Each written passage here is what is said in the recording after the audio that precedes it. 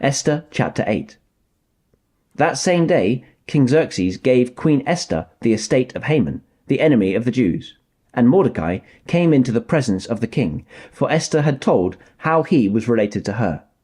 The king took off his signet ring, which he had reclaimed from Haman, and presented it to Mordecai. And Esther appointed him over Haman's estate. Esther again pleaded with the king, falling at his feet and weeping. She begged him to put an end to the evil plan of Haman, the Agagite, which he had devised against the Jews. Then the king extended the gold scepter to Esther, and she arose and stood before him.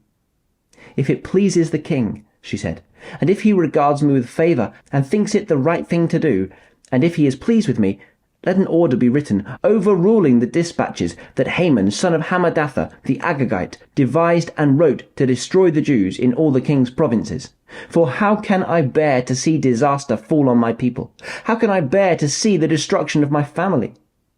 King Xerxes replied to Queen Esther and to Mordecai the Jew, "Because Haman attacked the Jews, I have given his estate to Esther, and they have impaled him on the pole he set up. Now write another decree in the king's name on behalf of the Jews, as seems best to you, and seal it with the king's signet ring. For no document written in the king's name and sealed with his ring can be revoked." At once the royal secretaries were summoned. On the 23rd day of the 3rd month, the month of Sivan, they wrote out all Mordecai's orders to the Jews, and to the satraps, governors, and nobles of the 127 provinces stretching from India to Cush. These orders were written in the script of each province and the language of each people, and also to the Jews in their own script and language. Mordecai wrote in the name of King Xerxes, sealed the dispatches with the king's signet ring, and sent them by mounted couriers who rode fast horses, especially bred for the king. The king's edict granted the Jews in every city the right to assemble and protect themselves, to destroy, kill, and annihilate the armed men of any nationality or province who might attack them and their women and children, and to plunder the property of their enemies.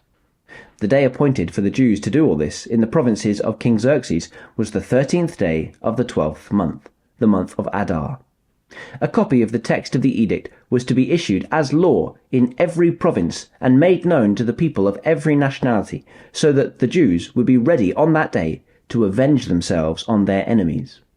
The couriers, riding the royal horses, went out, spurred on by the king's command, and the edict was issued in the citadel of Susa.